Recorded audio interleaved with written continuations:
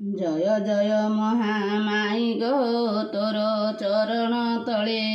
पशु अछि शरण मुई क्षमा कर तू बेले पूर्ण नदी ऋषि कूल्ୟରେ तीरे तोहर बास पुर निर्माण मा रहिछु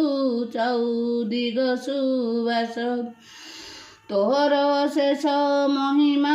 अटई महामाई कवि सूर्य नगर रे रहिछु मूर्ति अटे तोर दुई धरा गोट पेंठे रही मा पूर्व दिगकु चाही भक्तगण कर मनकु मात नेइछु मोहि पूर्व केते पूर्ण करिण थिले पितळ जन तोर दर्शन करिण हंती हरस मन होइथिला जात तोहर जमी थिले भुवन लोक समूहरे एही नगरे नथिला स्थान अनेक देशरू आसीन थिले भकत केते कळनाथ नाही सेथिरे मु लेखिबि मा केते विराट मूर्ति तोहर निर्माण थिले भक्ते मथा घूरी जाए जननी चाही देलेटी तोते भोक शोष उपवासरे तोर दर्शन पाई भक्तंग उल्लास रब तोते देखी महामाई स्वर्ग भुवन को आनिए नगरे थोई देलु कि जुआड़े चाइब सबुठी जय महामाई की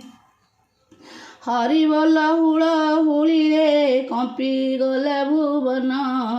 मानंदरे सरवे करिले तोर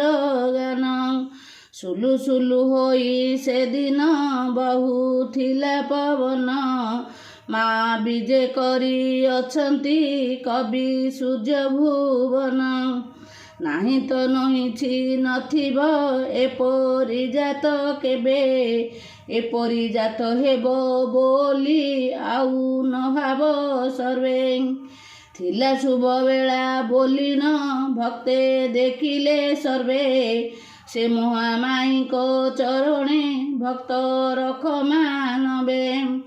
आपद विपदु तारिबे से जगत जननी कवि सूर्यवासी कर हे तांको पादे दईनी महामाई नाम तांकर से तो दुष्ट दलिनी भक्तंग भक्ति रे अभय बर दंती जननी जो महामाई महिषासुर कुबध कले रक्त बीज रक्त शोषिण पृथ्वी उच्छ्वास कले राम रावण युद्ध बेले विश्व पाणी डाकिले कोले करी माता से काले रावण को धरिले श्रीराम देखिले रावण अछि माता कोଳରେ वीर समନରେ धन को फिंगी देले कबारे माँ को स्तुति जे कले को राम अति कातरे मथा घूरी जाए तांकर शक्ति नाही देहरे से काले जननी कहिले श्रीराम को ए गिर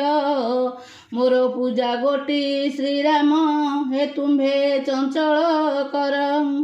शुणी तोर पूजा करिले राम समुद्र तीर पूजा शेष दिन छेदन कले रावण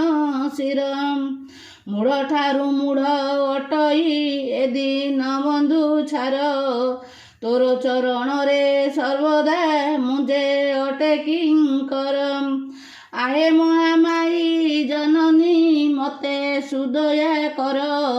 भव सागर रु माता हे हेले उद्धार कर।